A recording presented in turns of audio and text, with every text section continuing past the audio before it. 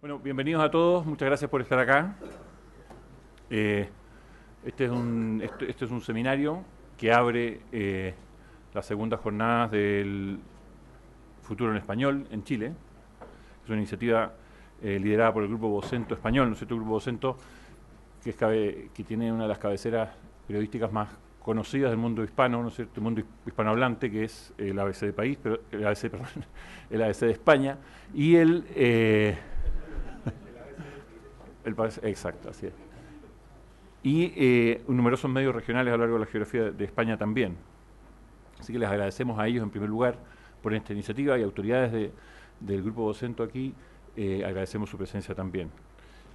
En este seminario puntual vamos a hablar de un tema que está de mucha actualidad, ¿no es cierto? Que se ha vuelto casi un tópico recurrente, que es la posverdad y cómo afecta el ejercicio del periodismo. Agradecemos entonces al Grupo Vocento, al Mercurio, que ha sido el responsable de que esto se haga acá a través de Carlos Scherer, a quien agradezco también. Muchas gracias, Carlos. Agradezco a Nicole Esteves de nuestra Facultad de Comunicación, que ha estado a cargo de la organización desde acá, desde la universidad, y también a Javier Galeana del Grupo Vocento, que también ha estado a cargo de que esto sea posible de hacer. Damos la bienvenida a las autoridades presentes, especialmente a nuestro rector, José Antonio Guzmán, gracias por estar acá también. Bueno, en honor del tiempo quisiera yo partir de inmediato. Voy a plantear la pregunta desde acá para que nuestro panel responda. Nuestro panel de hoy, el primer panel, ¿no es cierto?, está integrado por Cristian Seger, que es el director del diario El Mercurio, y Benjamín Lana, director editorial de medios regionales, suplementos y revistas de Vocento. Bueno, la primera pregunta entonces quiero dirigirla a Cristian primero, y tiene que ver con este término posverdad, ¿no es cierto?, que hemos estado escuchando tanto en el último tiempo. Y la pregunta es, ¿qué hay de nuevo en el término posverdad? Desde hace tiempo antes hablábamos de mentira directamente, ¿no es cierto? Luego en la Guerra Fría se habló mucho de la desinformación, un término que murió el año 90 probablemente con el fin de la Guerra Fría. Después hablamos de manipulación, todos estos de los medios, todos estos términos que en algún minuto ocuparon nuestra atención y ahora nos ocupa posverdad. Entonces la pregunta es, ¿qué hay de nuevo en la posverdad que no haya sido un tema recurrente ya en estos antiguos términos que se usaban antes para identificar algo que por lo menos era parecido, Cristian? Muchas gracias. Bueno, la verdad es que ustedes saben lo mal que funcionan los correos y por consiguiente este debate intensísimo de la posverdad en Europa y en Norteamérica a nosotros nos llega todavía muy retrasado, pero en algún momento nos va a golpear muy fuertemente y vamos a tenernos que abocar a él. Yo creo que es un fenómeno absolutamente universal y ciertamente que no parece demasiado pasajero. Pienso que es efectivo lo que decía el decano, que estos son fenómenos muy antiguos. Desde siempre los regímenes totalitarios, aquellos otros democráticos que por una evolución negativa, y lo estamos viendo tanto en estos tiempos, llegan, digamos, también a convertirse en totalitarios, sacrifican primero la verdad en su camino a extirpar la libertad. La concentración de poder en una sola mano es lo que permite un uso planificado de la mentira, con cientos de modelos repetitivos. Podemos pensar en Stalin, podemos pensar en el doctor Goebbels, hasta llegar a nuestras versiones más cercanas de Maduro. Los gobiernos que socavan, que desprecian la democracia, se ven forzados a colocar todos los impedimentos posibles al periodismo profesional hasta hacerlo inviable. Y en su última etapa las dictaduras trastocan del todo la realidad y son necesariamente dependientes de sus propias fantasías, como lo estamos viendo todos los días en las informaciones de la crisis venezolana. De este modo, ese legendario mentir, que algo queda, solamente ha sido posible de enfrentar con su contraste con los hechos duros, con las verdaderas noticias, diríamos nosotros, desde un ángulo periodístico. Entonces, contestando la pregunta del decano, ¿qué ha cambiado en estos tiempos? ¿De qué estamos hablando cuando hablamos de posverdad? Yo creo que muchas cosas significativas.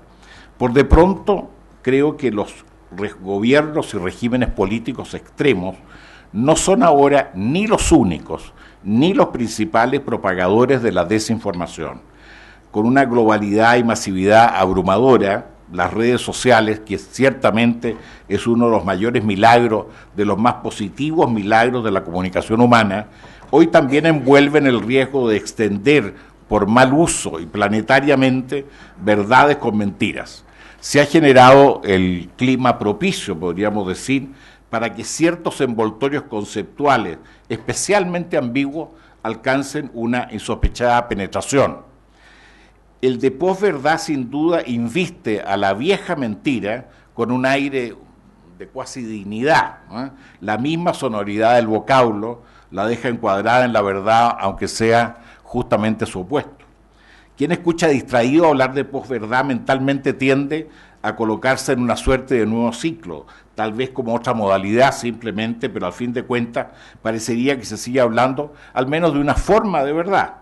Por confuso, por ambiguo, el envoltorio semántico consigue situar en algunos unas apariencias equivalentes en las que cuesta más desentrañar verdades y mentiras, realidades o meros ensoñamientos, ¿no es cierto?, ideológicos o emocionales o del tipo que se trate. Lo que no cabe duda es que en un lapso casi fulminante, pensemos en lo cerca que tenemos la campaña presidencial norteamericana de Trump, el fenómeno irrumpió como una avalancha en los centros neurálgicos de la información de Occidente. Y del grado de su penetración nos acaba de dar cuenta hace poco su incorporación al nuevo diccionario de la Real Academia que tendremos a partir de diciembre. Allí la posverdad será definida como toda información o aseveración que no se basa en hechos objetivos, sino que apela a las emociones, creencias o deseos del público. El propio diccionario entonces parece inducirnos a ver en la posverdad una forma de información desligándola de su condición sine qua non para hacer tal información, esto es ser verdad, reflejar la realidad. Por algo, en el mismo diccionario de nuestra lengua, la primera acepción de verdad es la conformidad de las cosas con el concepto que de ellas forma la mente. A primera vista cuesta asimilar sin más la dicha conformidad de las cosas con una información o aseveración que no se basa en hechos objetivos. Nosotros obviamente respetamos lo logrado por la Real Academia, pero no podemos dejar de observar que se abre aquí, en este punto preciso, un debate de proporciones. Sin ir más lejos, el mismo año pasado, 2016, el diccionario de Oxford incorporó el vocablo, pero de un modo mucho más cauteloso. Dijo así que posverdad era lo relativo o referido a circunstancias en las que los hechos objetivos son menos influyentes en la opinión pública que las emociones o creencias personales. La solución inglesa fue definir la posverdad más bien por sus efectos que por su probable naturaleza. Y hay aquí un ancho campo de acuerdo porque no resulta exagerado sostener, como se ha dicho en el debate de la posverdad, que este es un intento muy grosero, muy crudo, por sustituir los hechos, que son el sustento del periodismo, por un universo de deseos, emociones, fabulaciones, ideologismo. Pero lo que nos convoca aquí es bosquejar nuestro papel como medio de comunicación ante este fenómeno invasivo, cuya importancia general nos cuesta dimensionar. No sabemos si va a ser, no sabemos el grado de profundidad que va a alcanzar. Ciertamente, en las actuales circunstancias es inútil esconder la gravedad del probable impacto al que estamos sometidos. Hasta el surgimiento de la posverdad, parecía que en el mundo de la información los enfrentamientos radicaban solo sobre hechos, unos verdaderos, unos falsos, otros falsos. Pero a la postre, con el mérito de la prueba irredarguible, el papel del periodismo era y es deshacer cualquier entramado de mentiras, desvirtuar hechos supuestos, pero no probados, en definitiva, hacer prevalecer la verdad. Lo nuevo, lo complejo ahora, es que quienes creen en la posverdad, cualquiera sea su número, tienden más bien a pensar que las discrepancias son el fruto de interpretaciones distintas, y por la razón que sea, por intereses creados, por ideología, por situación personal. Se llega a creer de buena fe que los hechos son básicamente los mismos y lo que cambian son las interpretaciones mañosas a esos mismos hechos por los factores situacionales a los que nos estamos refiriendo. En esta línea, las posverdades se entremezclan con verdades efectivas, interiorizándose el público de contenidos en general muy difusos y más emocionales que reales. El que sostiene posverdades logra habitar en su mundo propio, que le es personalmente más seductor, más agradable, en cuanto más afín resulta a sus propias necesidades, valoraciones y motivaciones ideológicas. Es inevitable entonces la ruptura profunda con el periodismo profesional, aquel periodismo basado en hechos. Los que trabajamos en este último sabemos que es imposible que nuestros diarios, radios, espacios informativos, televisivos, encanten a todo el mundo. Inevitablemente, una parte de nuestro contenido, a veces una porción menor, a veces incluso una porción mayoritaria, resultará profundamente cuestionadora de los mundos personales de los usuarios que adhieren a nuestros propios medios. El punto está en que estos usuarios admitan que necesitan ineludiblemente contar con esta visión inteligible de la realidad preparada y respaldada por criterios de comprobación exigente. Durante largo tiempo, uno de los lemas de marketing del diario en que yo trabajo decía ser diariamente necesario. No sostenía ser diariamente grato, ni tampoco placentero, ni menos estandarte de algunas creencias, sino únicamente necesario por la calidad, por su registro, por la profundidad de los hechos mostrados, fueran estos gratos o ingratos. O sea, digámoslo así, por sus contenidos de realidad, no por aquella ficción de realidad parcial que cada uno de nosotros podría eventualmente forjarse, enclaustrarse, dijéramos así, si navegara, ¿no es cierto?, en el mundo amplio de la actual información al compás de sus propios sesgos e intereses. Creo que una segunda diferencia en lo que nos planteaba el decano, que nos aparece en relación a esta pregunta, tiene que ver con la identidad del transmisor.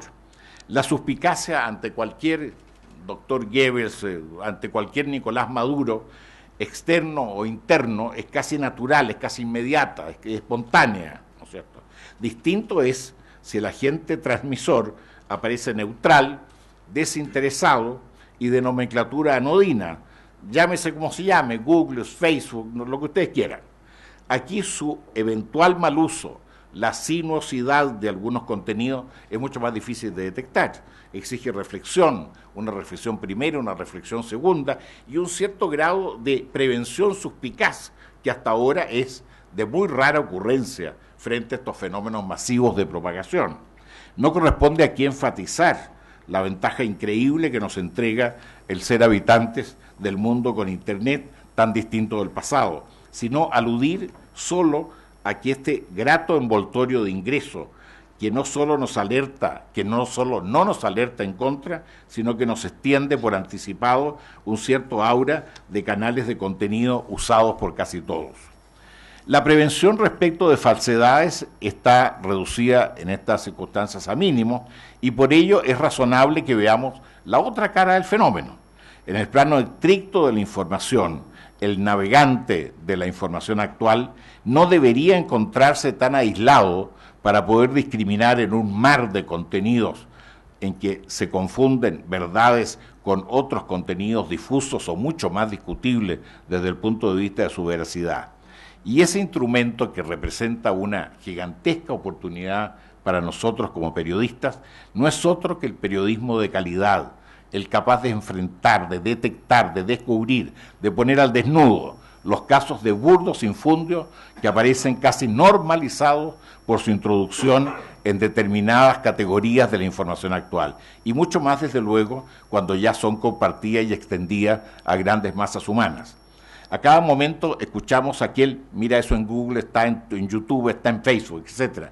El propio usuario ha convertido estos soportes, meros soportes, en medios de comunicación, aunque paradójicamente este tipo de medios son los primeros en rechazar que tengan tal condición. No se responsabilizan de sus contenidos, no pretenden responsabilizarse de sus contenidos, al menos por ahora. Hay un movimiento muy inicial en Google, pero que no sabemos en qué va a parar, y mal podrían hacerlo además.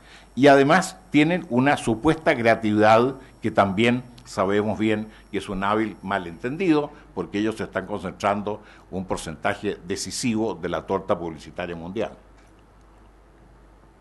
No podemos cerrar los ojos al hecho de que en alguna parte al menos los lectores digitales tienden a insensibilizarse respecto del origen respecto de la fuente de respaldo informativo de lo que consumen a diario.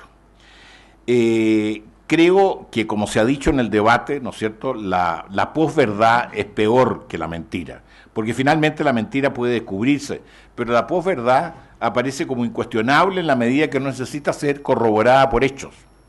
Y así ocurrió por lo demás en la última campaña presidencial norteamericana, cuando la presa escogida fue un tipo de votante estadounidense que se sentía largamente, yo diría, abusado, ¿no es cierto?, por una prensa un tanto dogmática, un tanto altanera, un tanto prejuiciosa desde su punto de vista. Y su rebelión mostró la capacidad de la posverdad para imponer una realidad propia mucho más indiferente a los hechos y mucho más apegada a las creencias inveteradas. Lo alentador, ¿no es cierto?, es que casi en paralelo con la posverdad ha reemergido con una fuerza inusitada el protagonismo y el ascendiente de los grandes diarios de mayor calidad y de más larga y probada referencia en el mundo. Los navegantes en red con propósitos informativos son los que primero advierten este naufragio efectivo de la verdad y de la realidad, y son también los primeros, ¿no es cierto?, que vuelven a aferrarse a las tablas salvadoras del buen periodismo, del clásico periodismo fiable. Es la gran oportunidad nueva para el periodismo profesional. Nos impresiona en nuestros tiempos, sin duda, ver en Twitter y a cada rato al gobernante más poderoso de la tierra como si éste fuera accesible a la persuasión, como él mismo se reviste con las luces que él cree más simpáticas. Y en nuestro medio criollo comienza a ocurrir algo parecido con esta moda en Twitter de políticos y de empresarios poderosos que antes eran casi inalcanzables y que por este medio creen evadirse de lo que para ellos siempre resultó ingrato e incómodo, cuál es su exposición a la prensa en momentos de crisis. Este es el punto neurálgico. Pero realmente podemos pensar, ¿están estos personajes ahora ahí, disponibles en Twitter, disponibles a un escrutinio verdadero, a las preguntas ineludibles e incómodas, al contraste de verosimilitud con afirmaciones pasadas o futuras? Ciertamente dista todo de ser así. El intermediario del público corriente, el periodista documentado, el periodista cuestionador, tiene que reimponerse como necesidad imprescindible. Transitoriamente es cierto que se le puede omitir, pero solo hasta que emerja la crisis de los diálogos sordos o la crisis que se nos va a presentar cuando veamos solo espejos unilaterales de quienes emiten estos mensajes. Yo creo que vamos a hablar luego, ¿no es cierto?, de estas verdaderas oportunidades que se presentan al periodismo.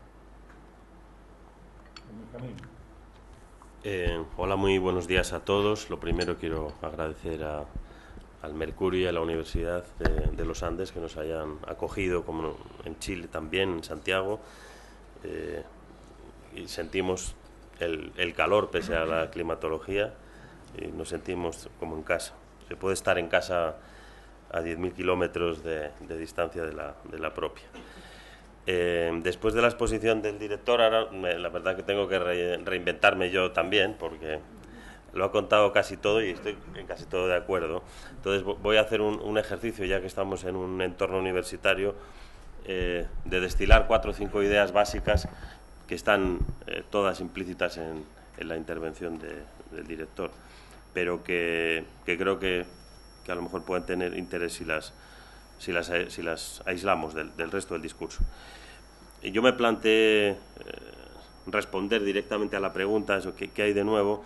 Yo creo que hay novedades de 2 tipos que podemos diferenciar fácilmente. Uno primero tiene que ver con la tecnología, ¿no? Tiene que ver con la facilidad para transmitir información y manipularla, obviamente, de modo masivo, ¿no?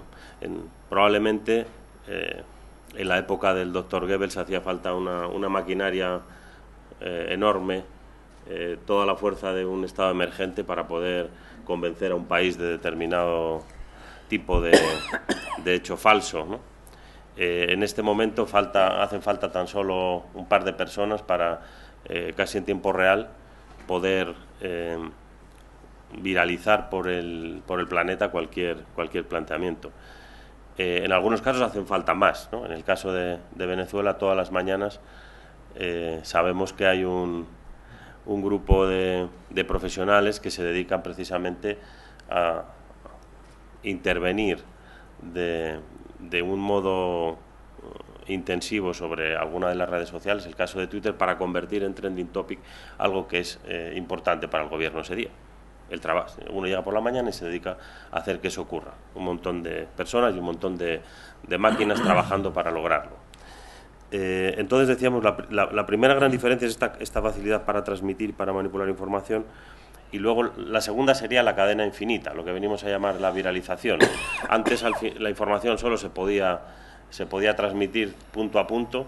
Ahora cualquier eslabón de la cadena se convierte al mismo tiempo en un emisor. Entonces estas capacidades cuantitativas respecto a lo que ocurría hace 50 o 80 años pues no tienen nada que ver, ¿no? Hay otro elemento que para mí es sustancial, que es la facilidad para ocultar la autoría del mensaje, habitualmente tapado por el uso de un formato estándar que en el caso de las redes sociales obligan a que cualquier contenido sea idéntico al de al lado, y en donde una de las características principales de cualquier contenido periodístico, que es precisamente la autoría, que es la firma, que es la responsabilidad o responsabilización de aquello que se dice, aquí desaparece, ¿no? De manera que al final, esto de quién lo dice, pues lo dice Internet, lo dice Facebook, como si Facebook al final fuera un ente con algún tipo de garantía, ¿no? Antes de Internet, el periodismo, y a mí sí me gustaría hacer una diferenciación muy nítida entre la información y el periodismo, porque ahora habitualmente se confunde. O sea, cualquier texto, puede ser audio o vídeo, pero se visualiza más fácil con el texto. Cualquier texto que tiene un formato periodístico, que tiene un titular, que tiene un subtítulo, etcétera, pensamos que eso es periodismo. Y en realidad eso puede ser una información, sea falsa o sea cierta, pero para que eso fuera periodismo tendría que tener un montón de atributos que lo van a diferenciar. Entonces creo que cuando hablamos de información en la red puede ser muchas cosas. Cuando hablamos de periodismo debemos hacerlo con precisión, porque todo eso no es periodismo. Si es periodismo tiene que tener un contraste, tiene que tener una autoría, tiene que tener unos principios con los que se ha elaborado. Entonces yo creo que uno de las que podemos hacer, luego hablaremos al futuro, yo creo que es diferenciar lo que es periodismo de lo que no. Decía que antes de Internet el periodismo, el contenido periodístico, viajaba siempre en un contenedor, podía ser el contenedor llamado página, podía ser el contenedor noticiario o noticiero informativo, un contenedor que garantizaba su calidad y que encima contextualizaba su relevancia. Ahora la información baja sola, son piezas sueltas que al cabo de pocos clics uno ya no sabe dónde han sido originadas, cuáles son los criterios con los que se han escrito, qué grado de verosimilitud tienen o no. O sea, curiosamente, mientras en el mundo de lo físico lo que hemos ido es a cualificar los productos, nadie se toma ahora un vino que no tenga una etiqueta, que no esté embotellado, que no sepa de dónde viene ni qué es lo que contiene, y está exigiendo cada vez más información, o un medicamento, o incluso, no sé, el objeto o el producto en el que imaginen. Cada vez queremos diferenciarlo más, y sin embargo en el ámbito informativo estamos tendiendo justo a lo contrario, a que al final nadie se responsabilice de las cosas que fluyen por ahí, ¿no? Entonces yo creo que, y luego hablaremos de esto, desde el mundo del periodismo tenemos que poner en valor estas características que nos hacen singulares y de alguna manera garantizar el origen, que es lo que hicimos siempre. El señor Mark Zuckerberg no se responsabiliza de nada de lo que pasa en su red. El señor director del Mercurio se responsabiliza de todo, desde la primera hasta la última línea que cada día se escribe, lo haya escrito él o no, pero él es el responsable. Es decir, la garantía que la sociedad tiene es que si alguna de las cosas que se acaban publicando, que se acaban dando a conocer a la sociedad son falsas, hay un responsable, judicialmente hablando también es el responsable, o sea, que está acá. Esto lo cambia sobremanera esa situación, y creo que eso es una de las pocas ventajas que nosotros tenemos para poder desenvolvernos, nosotros, digamos, los medios o las marcas de periodismo de largo alcance, no diremos tradicionales porque somos muy innovadores, es una de las herramientas que tenemos que poner en valor. Curiosamente, si se acuerdan, cuando empezó Internet, algunos de aquí yo creo que sí se acuerdan, otros ya, algunos menos, veo que ya nacieron con Internet funcionando. La gran herramienta, los rupturistas, si se acuerdan, era el hiperlink. Esta posibilidad que por primera vez un texto conectara con otro, y conectara con otro, y conectara con otro, ¿no? Entonces, empezamos amando esta herramienta que iba a permitir contextualizar el conocimiento, y resulta que finalmente el hiperlink ha servido a través de las redes sociales para que la información precisamente se descontextualice completamente. Y para que nada de lo que se preveía, o que los inventores del hiperlink pensaron que iba a poder ser utilizado, al final ha acabado siendo utilizado, sí, para construir toda la revolución tecnológica que está en Internet, pero de ningún caso para contextualizar nada. Lo que también ha cambiado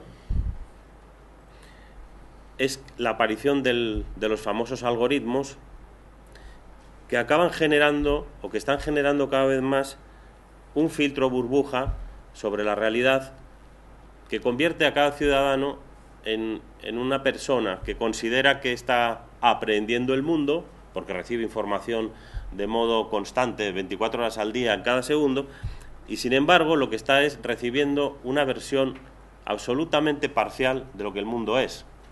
Porque en ese filtro burbuja que el algoritmo me recomienda aquellos contenidos para los que yo precisamente o presuntamente soy favorable, aquello que me va a gustar, acaba negándome la posibilidad de conocer cualquier otra visión de la realidad, cualquier otra visión de la noticia, cualquier otro enfoque sobre lo que está ocurriendo.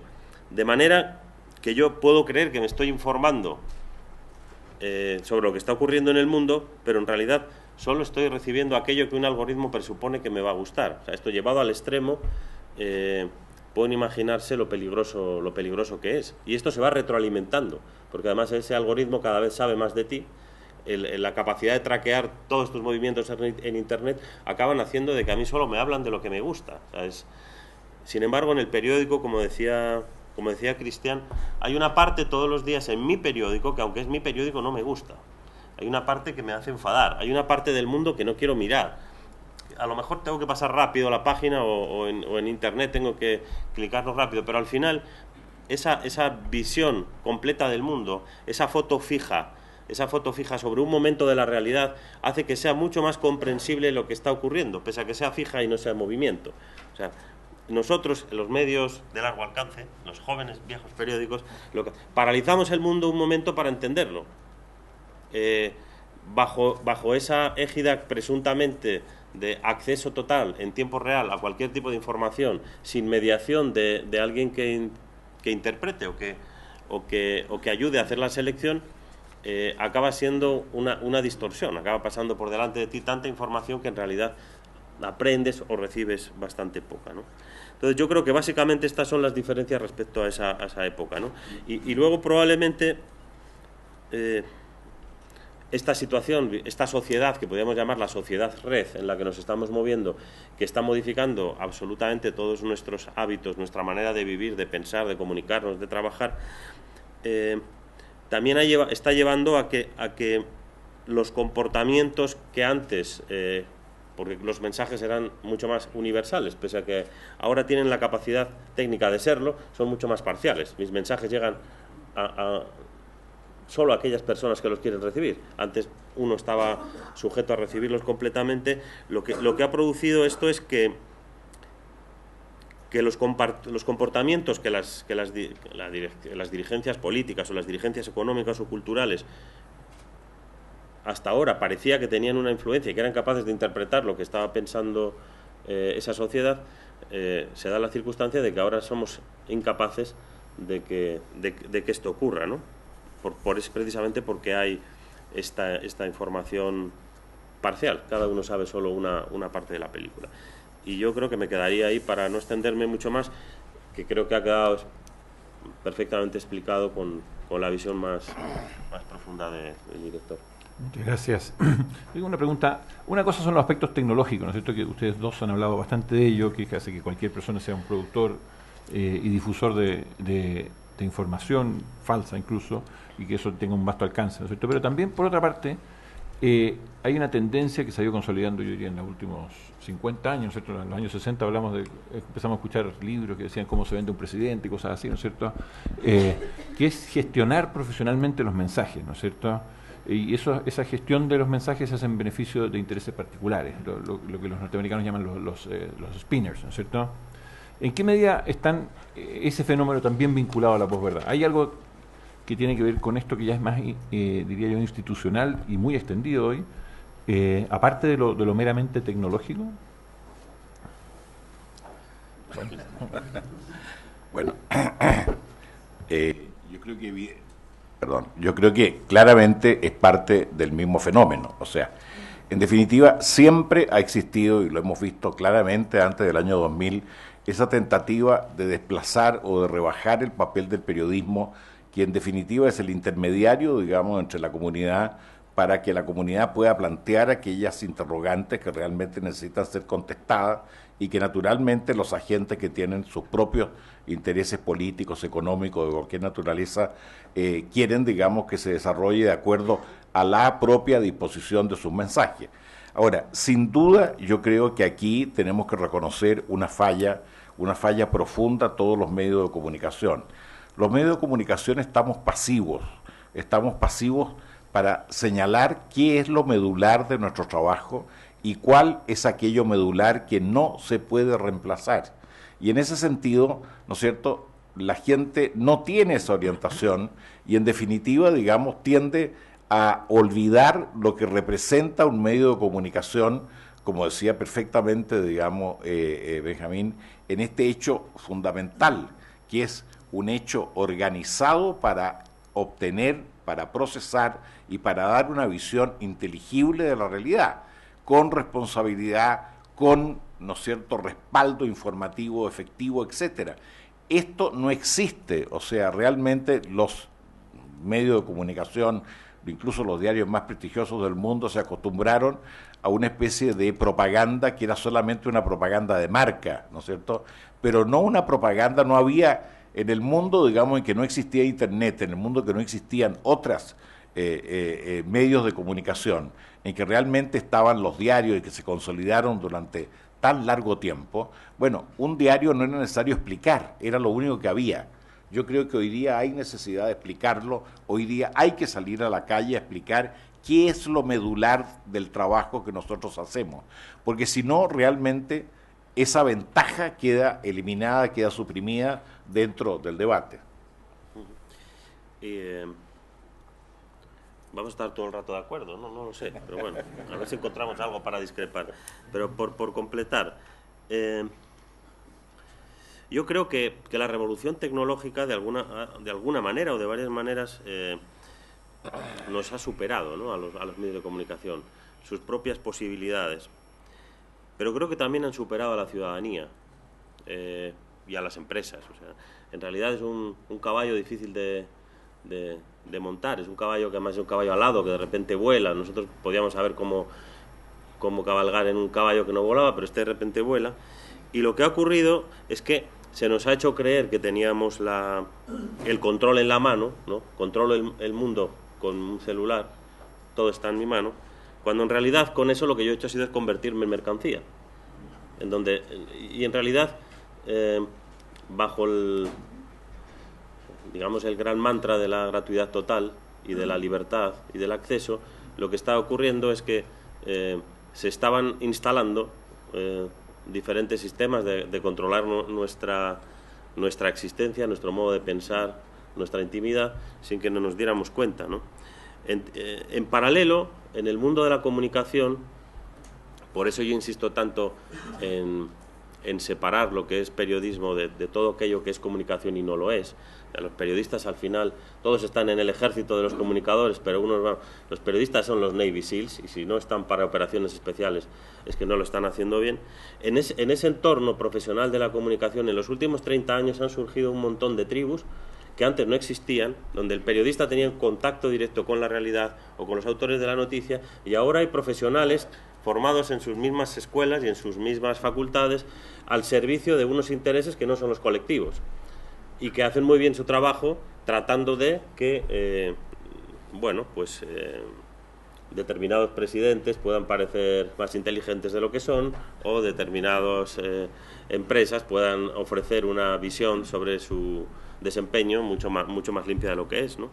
Entonces, claro que todo esto está contribuyendo a la generación de las posverdades. Esto no se hace de modo altruista. En la mayor parte de los casos cuesta mucho dinero y son grandes profesionales los que están trabajando con un conocimiento profundo del entorno comunicativo y los que están produciendo ese tipo de mensajes. Alguien que tiene la fórmula de cómo hacerlo lo está utilizando de modo, digamos, socialmente indebido, aunque a lo mejor para él, desde el punto de vista personal, pues le reporta pingües beneficios, ¿no? Ustedes han abordado el tema de la calidad, pero hay una discusión hoy mismo en Estados Unidos sobre cómo se concibe la calidad periodística, digamos. Si se concibe, y hay como dos grandes grupos aquí, ¿no es cierto? Unos que dicen, volvamos a las antiguas tradiciones del periodismo, y eso nos va a rescatar. Y otros dicen, mantengamos esas tradiciones, ojalá, pero entendamos que la calidad hoy pasa por otras cosas también, y abordan distintos temas, desde la manera de tratar laboralmente las condiciones laborales de los periodistas, hasta la juventud que hoy tiene las salas de redacción y cómo evitar que los talentos periodísticos salgan de esas salas de redacción, que es algo muy frecuente hoy en casi todas las salas de redacción de todos los medios de todo el mundo. Entonces, ¿cómo se entiende la calidad periodística hoy? Si es que la respuesta es volver a la calidad, ¿cuál es? ¿En qué consiste esa calidad? ¿Solo consiste en volver a lo antiguo y recuperarlo, rescatarlo, lo mejor? ¿O hay que hacer algo más? A ver, yo creo que la verdad es que puede parecer muy conservador o muy regresivo o muy antiguo decir simplemente que hay que volver a lo antiguo, pero es que hay ciertos digamos, elementos obligatorios del periodismo de calidad que realmente hoy día no pueden ser olvidados y tienen que estar en la primera divisa de nuestras redacciones. Yo diría que la primera es colocar la búsqueda de la verdad como la razón de ser del trabajo periodístico. Esto que nos parece tan obvio, resulta que a veces no es tan obvio, ¿no es cierto? Y hay que exigir compromisos rigurosos en nuestras redacciones sobre verificación de fuentes y sobre respaldo de procedencia a los contenidos, porque eso es, como decía Benjamín, lo que nos va a diferenciar realmente del material que es anónimo y que no tiene ese respaldo y que por consiguiente no tiene esa calidad. Y hay que comenzar el aprendizaje docente de que realmente el público común pueda diferenciar entre una cosa y la otra. Me parece que lo segundo es enfatizar el respeto absoluto de los hechos, que significa ir en contracorriente a la posverdad.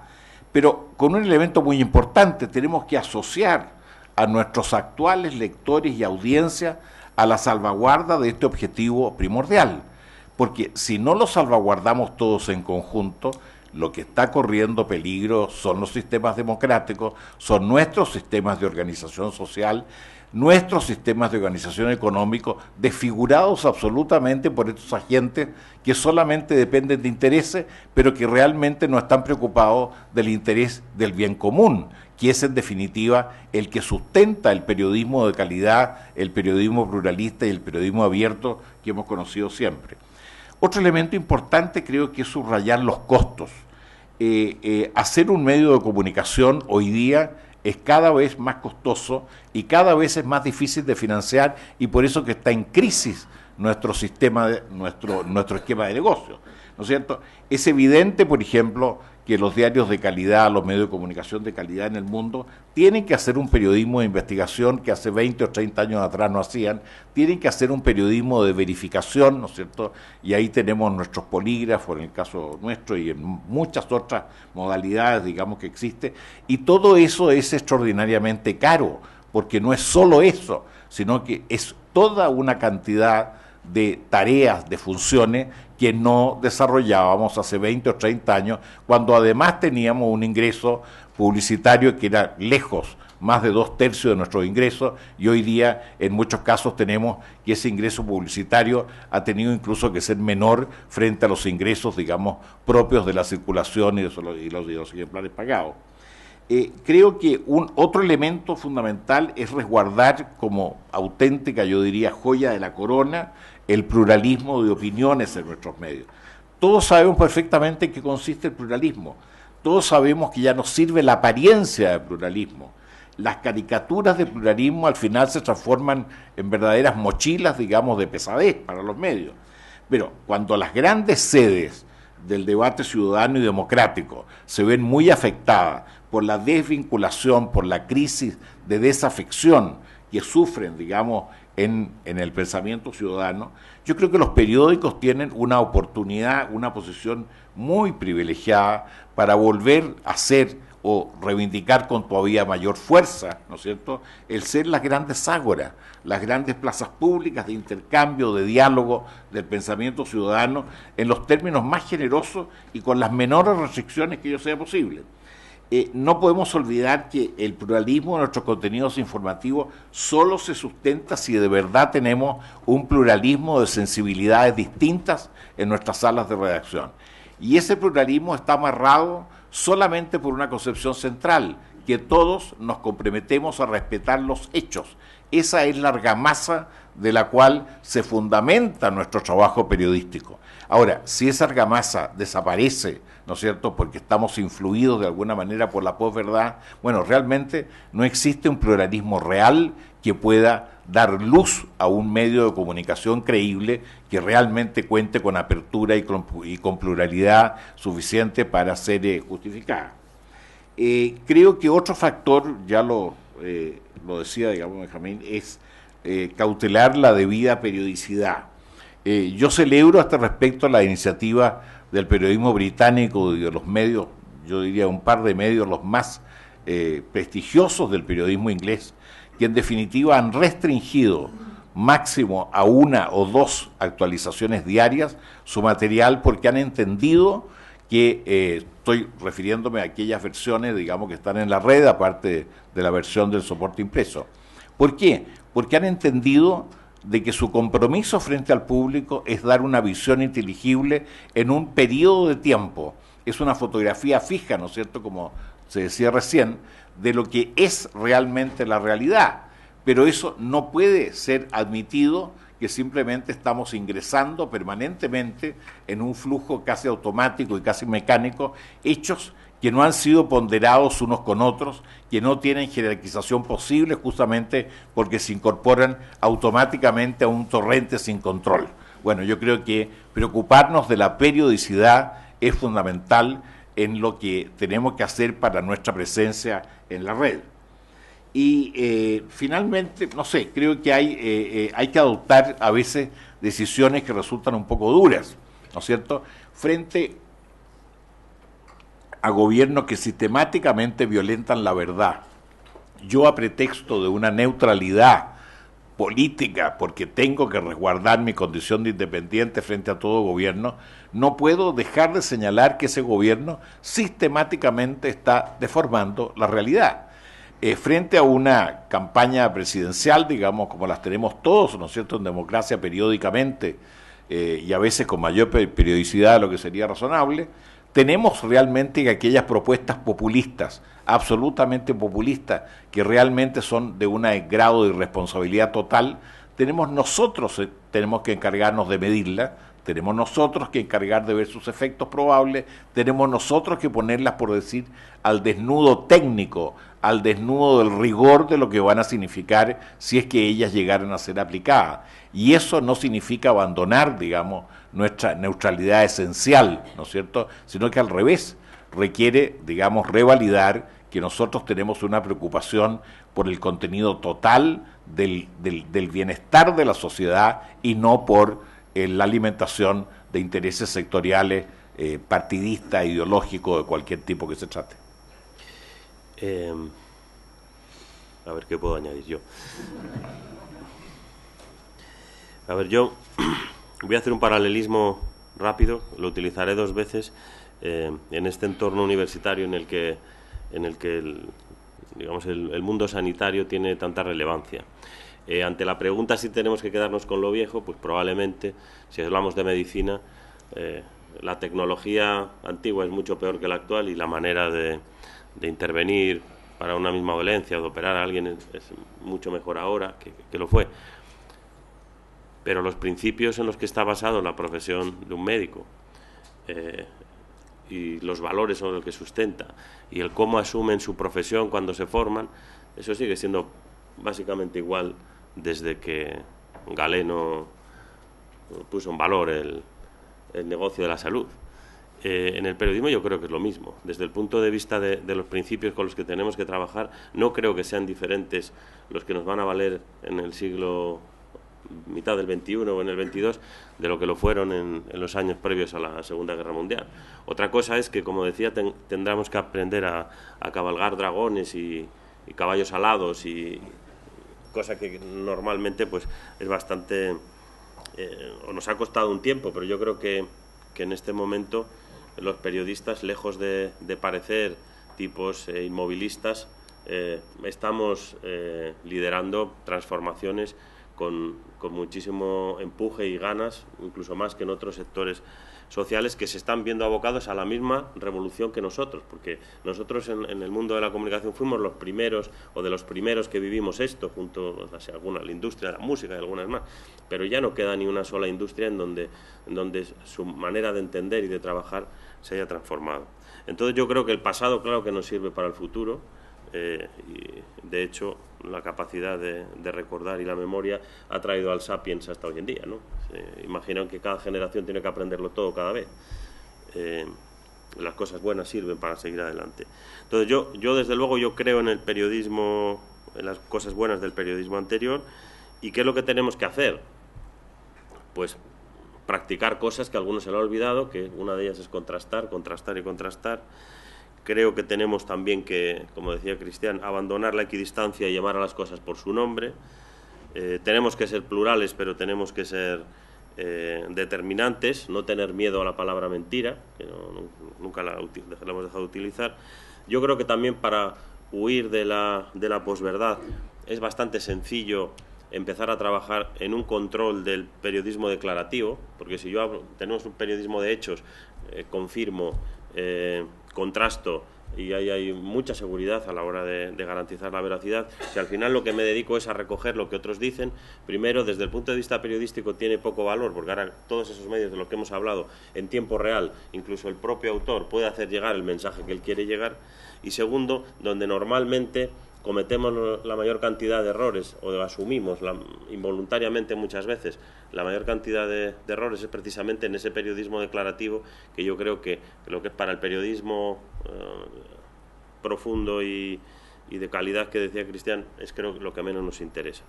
Creo que tenemos que cubrir todas las voces precisamente para evitar ese efecto que decíamos antes de la burbuja informativa, hacer autocrítica con determinación, esto a veces es verdad que nos ha podido costar más, garantizar la calidad de cualquier información que lleve nuestro sello, vale más no publicar algo si no estamos seguros de que es realmente cierto, defender todos aquellos formatos, sean impresos o digitales, y exigir en los nuevos entornos que se garantice la marca de procedencia, que se sepa que esa es una información del Mercurio o de cualquiera de nuestros medios, exigir en esas redes que no traten de que nuestra información se trate como si fuera la de cualquier otro, o sea, garantizar que continúe esa marca que nos distingue y, insisto, tomar como una cruzada colectiva de todos los periodistas ese trabajo de diferenciar dentro del vasto mundo del contenido, ahora todo es contenido, pues una parte de ese contenido es información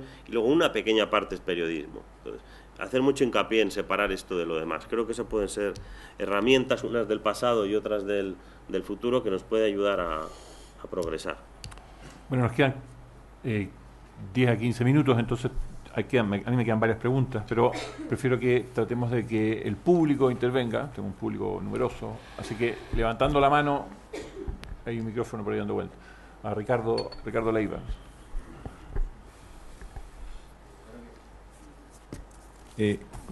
Directo, ¿cuánto daño ha hecho al periodismo mundial el haber regalado los contenidos durante tanto tiempo en Internet?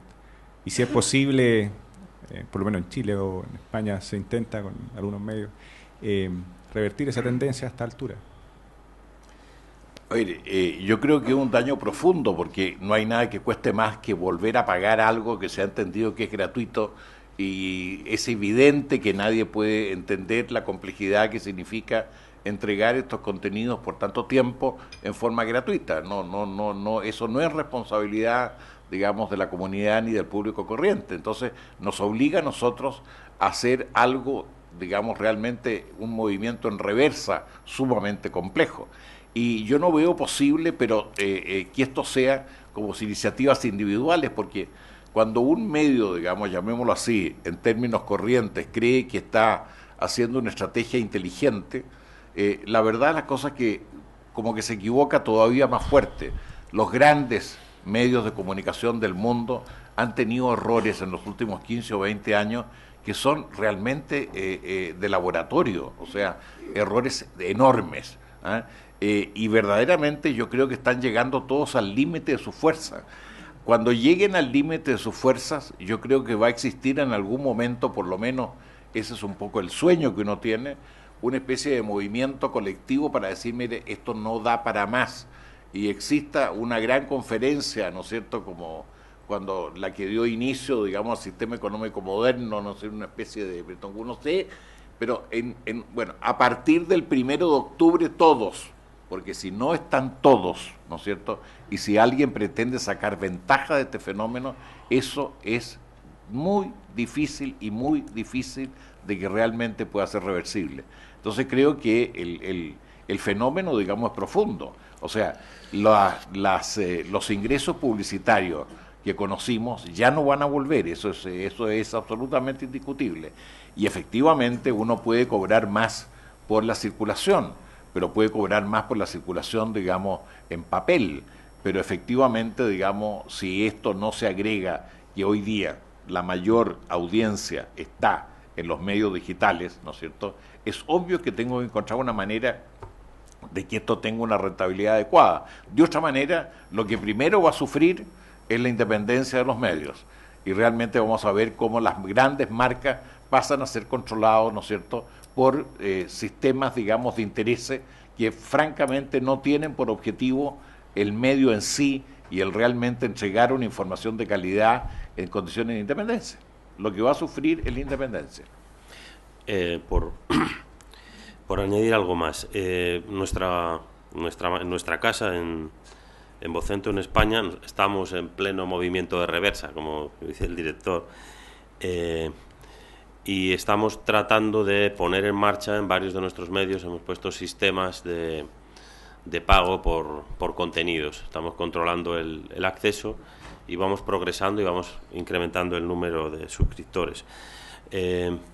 Yo creo que esta es una tendencia que en el caso de Europa se ha producido en prácticamente todos los países, excepto en España. Nosotros somos los únicos que en España estamos haciendo esto, pero es de moneda común. En Francia todos los periódicos ingleses están de una u otra manera en este movimiento, cada uno tratando de ensayar diferentes maneras de hacerlo, pero todos en el mismo camino. Incluso The Guardian, que era el único que creía que incrementar su audiencia por el mundo y conseguir ingresos vía publicidad le iba a permitir convertirse en el gran medio, ha fracasado en ese intento, ha tenido que reducir 1/3 de su plantilla, ha tenido que despedir a cientos de personas. Y en Estados Unidos está ocurriendo algo parecido, ¿no? Casi todos los medios están yendo a algún sistema en el que, por la información de calidad, el usuario, el lector, acabe pagando. Lo que es una información muy reciente, todavía existía hace unos meses en el mundo, es la confianza en que el incremento de la publicidad digital que se iba produciendo iba a permitir sujetar el desarrollo de los medios de comunicación. Lo que está ocurriendo en estos últimos meses es que este sector se ha paralizado. O sea, la publicidad digital, primero, ya no crece como crecía, en muchos países se ha estancado, incluso está bajando, con lo cual cualquier proyecto periodístico basado solo en los ingresos digitales tiene las piernas bastante cortas. Hace no muchos años, proyectos digitales nativos que surgían se dedicaban a tratar de encontrar su espacio en el entorno, castigando a los viejos periódicos, todo el día protestando con contra nosotros porque éramos el pasado, porque el papel se moría, porque el papel estaba muerto, porque se iba a morir, y todo el día protestando del abuelito, ¿no? Pero curiosamente la pensión del abuelito, porque el abuelito está vivo y el abuelito en muchos lugares sigue teniendo un papel relevante, la existencia del abuelito y de la pensión del abuelito va a permitir a esos medios, a nuestros medios, compaginar ingresos de uno y otro lado y probablemente tener más tiempo de vida hasta que encontremos al final una solución final.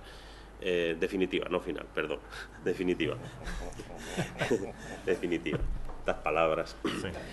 Sin embargo, lo que también es nuevo es que esta misma gente que hace 5 años se estaba dedicando en los foros a desprestigiar a los viejos diarios, yo me encuentro recientemente en una mesa parecida a esta con algunos directores de medios digitales, solo digitales, que tienen ahora la misma preocupación que los demás, porque lo que están viendo es que aunque ellos no tienen al abuelito, los ingresos que presumían iban a conseguir de la publicidad como única fuente de entrada de ingresos, se les está limitando. Y entonces resulta que a lo mejor, y Dios no lo quiera, ¿no?, tengamos pluralidad y diversidad de opiniones, pero a lo mejor resulta que algunos de ellos tienen más corto su camino y su vida que aquellos otros medios tradicionales que han tenido esta doble vía de ingresos. Entonces yo creo, a la pregunta contesto, creo que sí fue un error, que en ese momento se confiaba en la lógica previa a la revolución digital, las audiencias masivas se traducían después en unos ingresos y se confiaba en eso. La audiencia no será libre. Cuando tenga muchos usuarios ya lo cobraré. Eso nunca ocurrió. Eso murió. Pero yo creo que ahora estamos ya en una fase de tratar de encontrar muchas fuentes diferentes, alternativas, más pequeñas de ingresos para poder continuar haciendo nuestro trabajo. Pero vamos, nosotros somos fieles creyentes en el movimiento de reversa, y aunque allá en España no ha sido capaz de que los editores se juntasen en una comida y hicieran lo que decía Cristian, de bueno, a partir de mañana nosotros vamos a cobrar todos. Al final nosotros, como eso no ha sido posible, en nuestra casa en concreto hemos decidido iniciar el movimiento de reversa y en eso estamos. Ese es otro de los problemas que tenemos en la profesión, no sé acá en Chile, pero en España. No sé si se acuerdan del famoso cuadro de Goya de los españoles que están dando con los garrotes. Esto hacemos los periodistas allá, que es, bueno, en lugar de parar y decir, ¿por qué no estamos pegando? Arreglémoslo, pues, bueno, tú te quedarás cojo, pero tú te quedarás ciego. Y allá, si se dan cuenta, en otros sectores esto no ha ocurrido, ¿no? O sea, los demás sectores tienen problemas de todo tipo, pero ni los hacen públicos, ni son irrespetuosos con su competencia en el ámbito de lo público, ¿no? Por poner un ejemplo, me viene el caso de lo que le ocurrió a Volkswagen en Estados Unidos, con un deterioro para su imagen bestial, con el tema ¿saben?, de las trampas con el control de la emisión de sus motores, etcétera. ¿Alguien vio que el resto de las marcas de automóviles aprovecharan para hacer campañas mundiales en contra de Volkswagen para aprovechar la ventaja y mejorar sus ventas? Nadie dijo nada, todo el mundo siguió a lo suyo, todo callado, y aquella vieja máxima periodística de perro no come perro, pues se la aplicaron ellos mejor que nosotros. Bien, muchas gracias. La verdad es que se nos acabó el tiempo. Agradecemos mucho a Benjamín. Pero que ahora empezábamos a divertirnos. Así es. Siempre